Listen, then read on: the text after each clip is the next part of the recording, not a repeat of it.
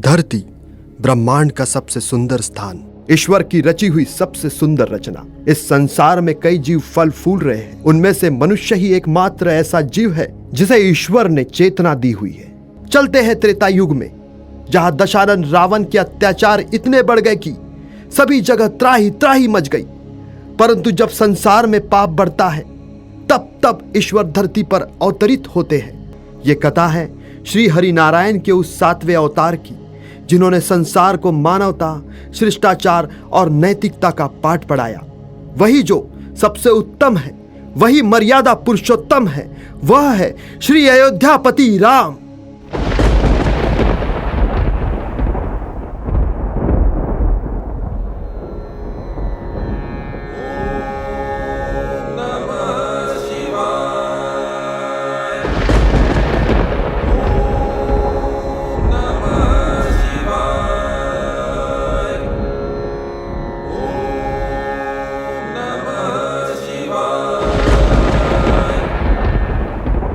श्री राम के जन्म से पूर्व जब तीनों लोकों का स्वामी बन बैठा दशानंद, जो रावण के नाम से प्रख्यात है, वह महादेव को प्रसन्न करने के लिए घोर घोर तपस्या कर रहा है। कई दिन, कई माह, कई वर्ष तक भारी विपदाएं आती है, फिर भी रावण तपस्या में लीन है। रावण के कठोर तप से प्रसन्न होकर महादेव रावण को वरदान देते हैं। वरदान मिल जाने के पश्चात रावण को जैसे स्वर्ग का अमृत ही मिल गया हो। रावण तीनों लोकों में त्राही त्राही मचा रहा है। सर्वसामान्य मनुष्य, ऋषिगण, देवता, यहां तक कि धरती मां भी रावण के अत्याचार सहन नहीं कर पाती। हे प्रभु, रक्षा कीजिए। रावण के अत्याचार दिन प्रतिदिन बढ़ते ही जा रहे हैं। हमारे दुख का निवारण करे प्रभु, हमारे दुख का निवारण करे।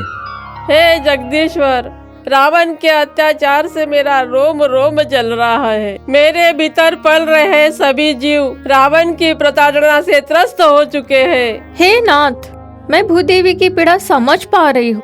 आप कृपया कर इनकी याचना स्वीकार करें प्रभु।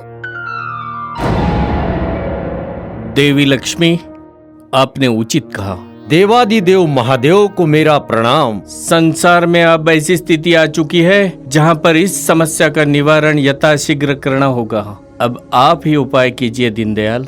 हे महादेव, आप तो सर्वज्ञाता है, फिर भी आप मेरे मुख से सुनना चाहते हैं? हाँ प्रभु, क्योंकि आपके श्रीमुख से सुनने का अवसर मैं गंवाना नहीं चाहता।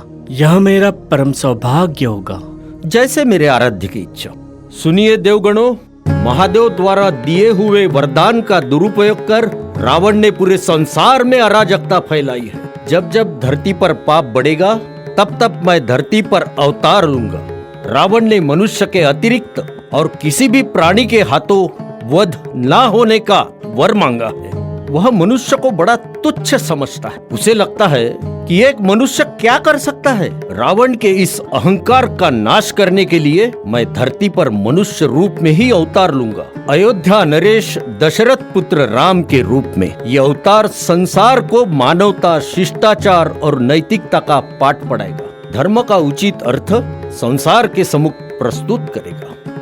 प्रभु, हमारा भी आपके इस अवतार कार्य में पूरा सहयोग होगा। हम आपके इस अवतार के दर्शन के लिए आतुर रहेंगे।